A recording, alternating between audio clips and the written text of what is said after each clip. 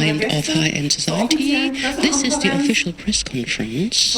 This is the 38th high-end show, and I'm not going to make many words, and I will pass on to the CEO of High Society, Mr. Tim.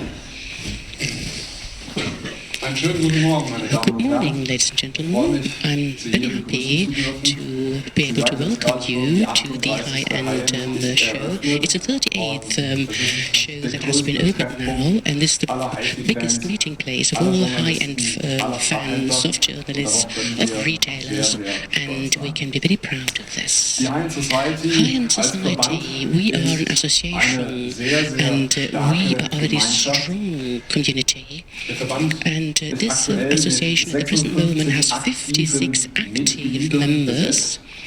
And this is a tremendous range of bandwidth which is covered by these members.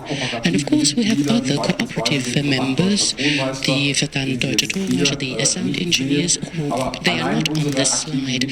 But our active members alone, they constitute and represent many brands, many products, and in particular they represent new highlights which are here to be seen. High-end society encompasses the small workshops, manufactories, and goes up to the very, very big players. So this is a diverse plethora of knowledge and experience. So we're very glad to have so many diverse and heterogeneous members within our association. Now, competence. Talking about competence is very important, because this is really what characterizes us. When you go around here at the show, you will see here a variety of products of the new technologies, and you know the numbers. That is the music market. We know that the market grows when it comes to headphones and sound bars, and also when it comes to the wireless loudspeakers. So this is the GfK. They ran these surveys, and they can also present the figures to support this. And it's also reflected in the market outside. The competence of our members, however, is so huge that you will see innovation not only here at the show, not this example, which is a loudspeaker I'm showing you, but also we have seen the CD, the LP, vinyl. This is all that you have here represented a great variety and a sound quality that doesn't have to be mentioned specifically. You have it in these sound booths and everywhere you go around. Now, talking about innovation, I've addressed innovation already, and you find innovation in new technologies already. And here at the show, you will not only have products, but you will also get in touch with music that reaches us, this wireless, it's streamed music, be it concerts, that we can practically record between the halls. We will then mix it, and then you have a streaming partner, and then you can then practically stream it to the equipment in the atria and in the representation halls, and you have MQA quality, and you can get the concerts from Copenhagen on Friday, because we will have the live streaming from Copenhagen. And it's not only streaming that will be extended, expanded, but also wireless broadcasting and cabling, etc., you name it. So, and of course, what we have to do, we have to maintain and transport this competence. And because of this, we said it's our job within high-end society, and I think we've really fulfilled this promise, because we have a high-end colleague, which is seminar, and we now have our own line of presentations of information for the end users, audiophilia subjects made easy. You have the experts from the branch of industry who are going to explain it, and this seminar is a formula that we have used not only within our own high-end shows, but also at other meetings and events, and we have a big turnout, and this is a support for the end user in the field. Also also in terms of information. And this high-end colleague, the seminar, has been extended, and we have practically uplifted it on the next higher level, that is more the technical level of our retailers, our partners, together with the DHFI, which is a new association, and we started Deutsche High Fidelity Institute. We started an initiative for further qualification of the retailers, the businesses in Germany. It was last week we had the first seminar about streaming, which is of course one of these trend things, and building up networks, high-end house in Wuppertal. This is headquarters of High-End Society. And we had well-known retailers that we welcomed there. They, of course, can prove that they have the qualification needed. And this series started with network subject, and it will be upgraded. Sound acoustics, spatial acoustics, loudspeaker, where to put them. These are all things which are very important for the retail business, for the reproduction and the rendering quality, and all our members will profit because of that. So these retailers, they will get a label so that everybody can see and to visualize this, and they will be practically the base for the end users. End users themselves, however, they also get information from us. As you know, High-End Society, we have a volume, we have our own magazine which is called Volume, and I'm very proud to say, and also Mansour Mamagani from the management board, proud to welcome him here because he initiated this project and he has put this into practice very successfully, because Volume, the magazine, is really also a high-end project. It is a high-end product as well, and you have it in the business lounges, in the airports, in well-known famous hotels, and the content, the products, the brands of our members are then practically presented in a high-end environment. It's a well-made magazine, and we have the third issue here at the show, and I think we will have it someplace. I think I saw it. I think it arrived here, and you can also get a volume in the press center, so to convince yourselves of the quality. But of course, customers have to be informed. That's part of the business, so they come and look around and see, is there something that I would like to have? High-end can mean many things, high-end, high-priced products, but we also have an initiative that has been started by High-End Society. That's something young, fresh, new. A product sounds clever is the name, and it sounds clever. This combination, this is products that when you look at the overall value will not exceed the price of 5,000 euros, but of course it is equipment ready to use, ready to play. So we had a small test. We ran it last year at our own show in Bochum, and we can quite rightly say that there, if I remember, it was 20 devices, somebody confirmed it. You have about 20 of these equipment that picked up this title, and they practically said, yes, you want to have high-fi, excellent quality, and they will present it with this label of excellent, of clever. And of course, that brings me to the high-end show.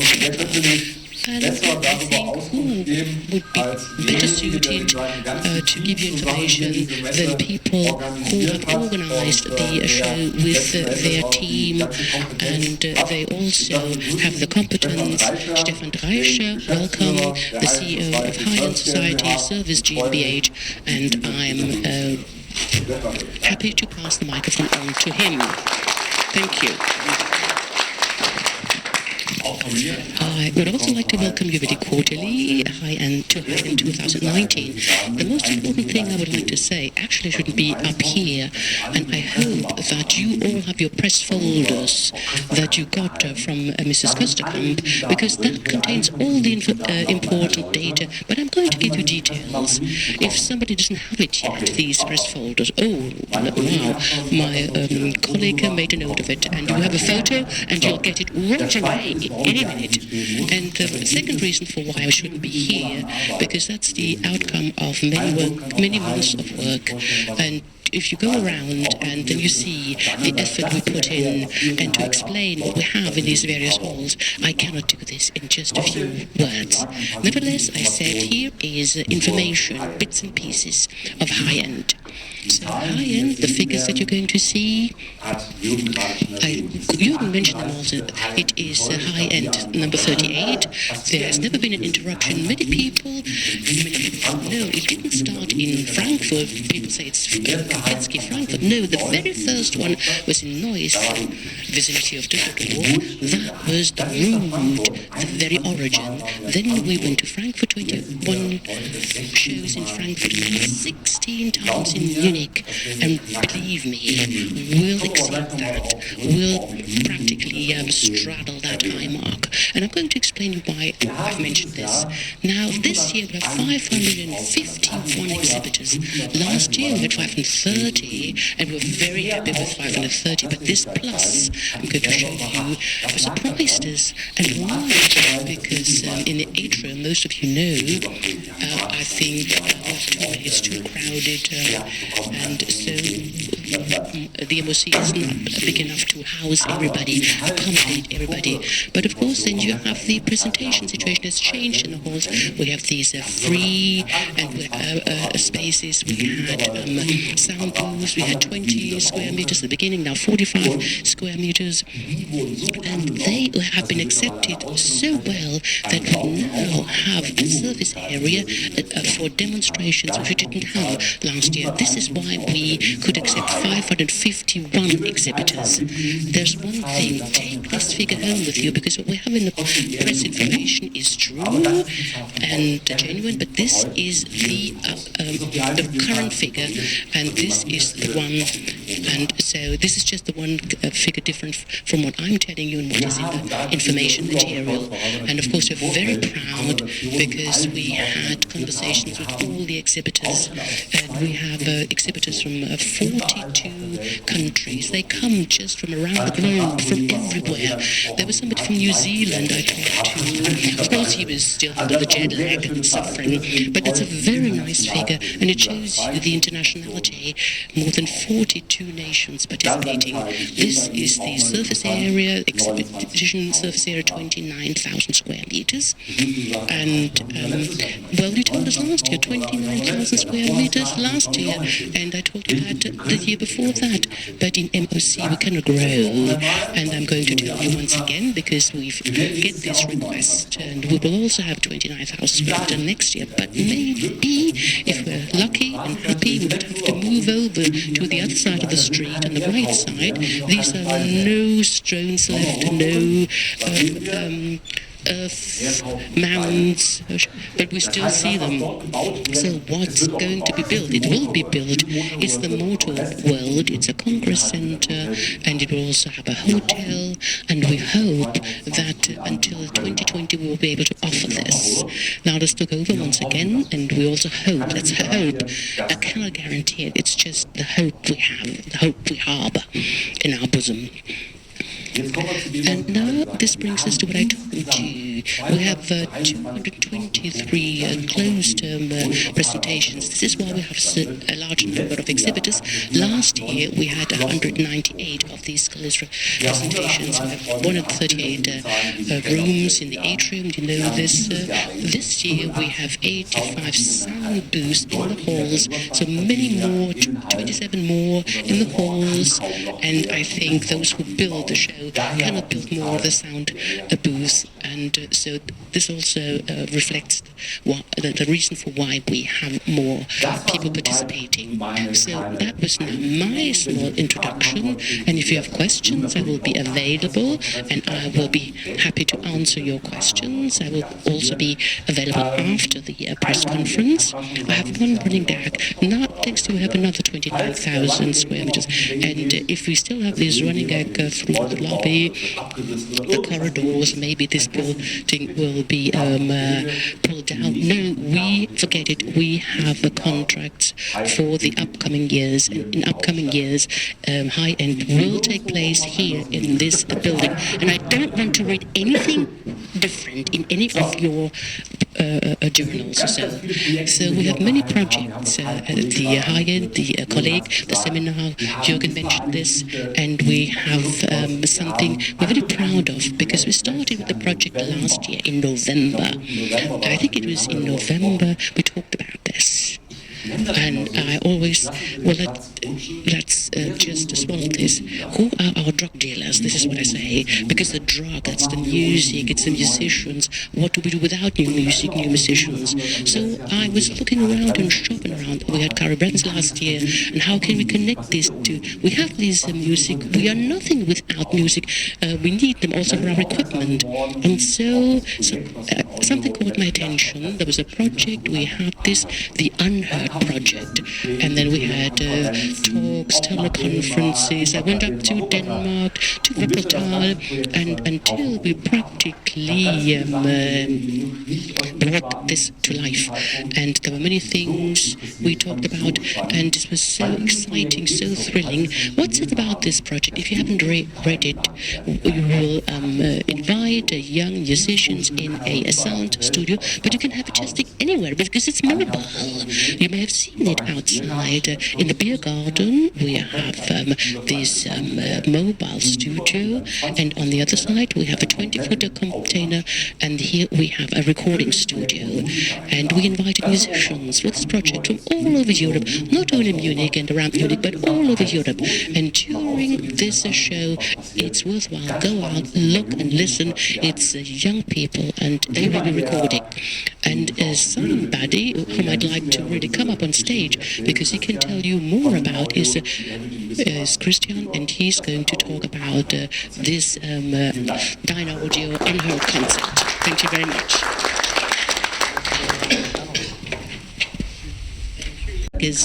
Numbers I can give you today, because there is this musician only once. For me, he's the number one, also personally, the number one in this world, and I'm so proud and so happy that he is the brand ambassador of High in 2019, that we were able to win him over. He's here and telling you that it really worked, thanks to Simon, so that it works today, because this is a huge story to make things exciting and thrilling, because I got a text message last night, flight cancelled. Do you know what this meant to me? So, and of course we have put all effort into this. We've communicated, we called each other on the phone, we called the management of Stephen, and well, we really rebooked the flight, and of course he was in Heathrow already, and then he has to go back, and very, very early on this morning he went to Heathrow, back again, and now he's here, and he's now on the pip, and I saw him, and so he's here, and I'd like to welcome him very cordially, and would you please come up on stage?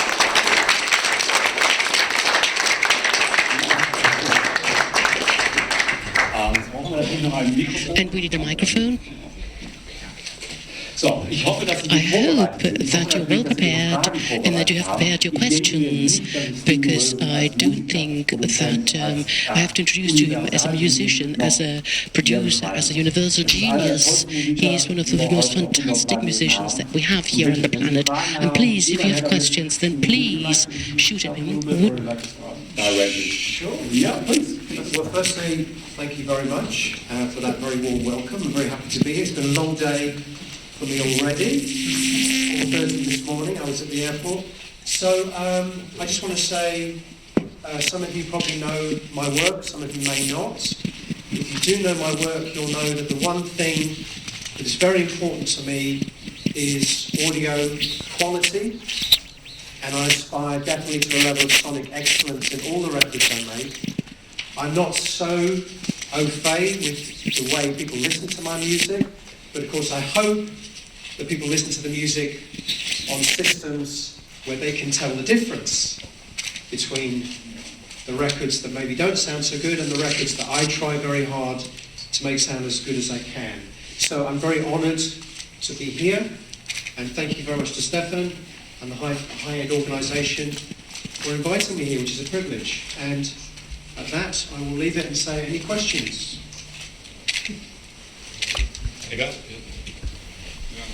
Hello, Sebastian Schmidt from Audio Magazine in Munich. I'd like to know how are you listening to music yourself at home? Do you put on vinyl, or do you put on a CD, or do you stream? What do you do? I don't do streaming. I'm old-fashioned. I like to hold the music in my hands. I do like vinyl, but I'm not a vinyl apologist. I also think CDs are great. I'm very much of the opinion that some music is great on vinyl and other music is terrible on vinyl. I wouldn't listen to ambient music or classical music on vinyl, for example. I think CD is better than that, better for that. But obviously, if you know me, you probably also know that I do a lot of work in surround sound.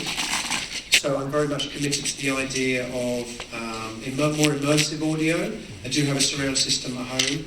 I love listening to music on Blu-ray, higher resolution, 96/24, or even higher than that. I don't have the greatest system in the world. I was always of the opinion that if someone gave me £1,000, the choice between going and buying a better hi-fi or going and buying another 100 records, I would always take the latter option. So I was more interested in the music than necessarily the reproduction of the music. But I think it's a question of trying to get the balance right. I think I have a pretty good system. And I do like the surround 5.1. Thank you. Anybody else? Yes, sir, at the back, yeah.